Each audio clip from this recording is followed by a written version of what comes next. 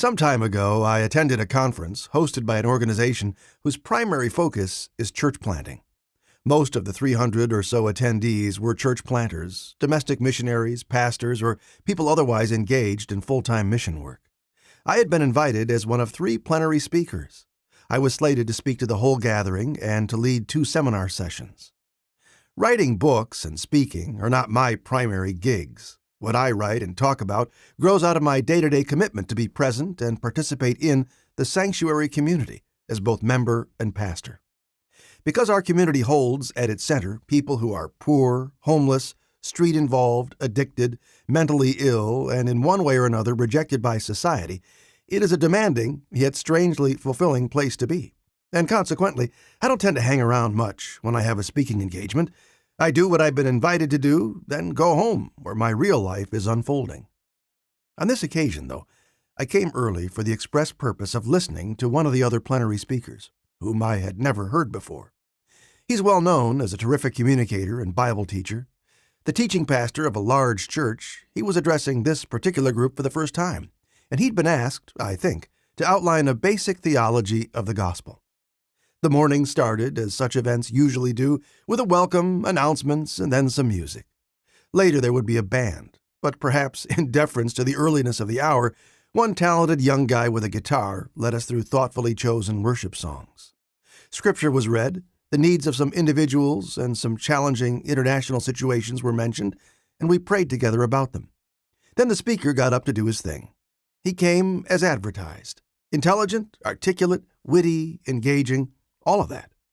He spoke, it was obvious, from a deep and thoughtful conviction. The audience enjoyed him immensely.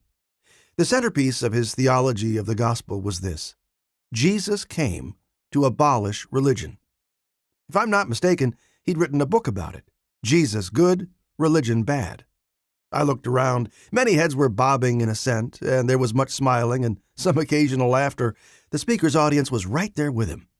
I thought about who the audience members were, good people who had committed their lives to living out the gospel. And I thought about why they were there. They certainly weren't in it for the money.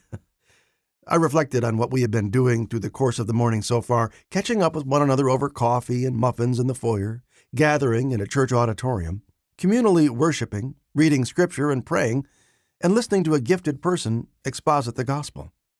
And I wondered, what is it we think we're doing here? Isn't all this, religion? Wouldn't anybody else say this is religious activity? Simply saying that we're not religious doesn't make it so. Are we fooling ourselves? And I found myself asking, what do we mean by religion then? And what about it scares us so much? It seems to me that what critics of religion, believers and non-believers alike, generally mean by religion is all the bad, crazy, or self-important things people do in the name of God. Hypocrisy, materialism, exclusivity, judgmental attitudes, seeking or abusing power, along with the blind and dangerous arrogance that comes from believing that God is on our side. Those attitudes and actions are wrong-headed and even hateful. But is that all religion means? Didn't Jesus say that he came not to abolish the law, but to fulfill it? Wouldn't we have to admit that the law of Moses was religious? Didn't Jesus tell his disciples, if you love me, you will keep my commandments? Sure, that's relationship, but isn't it also religion, actually doing what our master asks? Much Christian activity really is contrary to what Jesus taught. Just picking at random, let's say, supporting wars and building big expensive edifices that serve nobody but once-a-week attendees while children in the same city go hungry. Based on the general divergence between what our master taught and what we often do, I would imagine that adherents of other religions routinely ignore the tenets of their faiths too. But not all religious activity is contrary to what Jesus taught. Religion does, for instance, feed the poor. At Sanctuary, the faith community in Toronto that is my home, about 25,000 meals each year are shared by a handful of people who are wealthy, relatively speaking, and a large group who are poor. Churches, missions, synagogues, mosques, and temples across our city do the same. And I know that such material care is similarly offered by faith-based groups all around the world to people who are poor. In fact, the biggest provider of support to people living in poverty after government is the church. Isn't that religion too?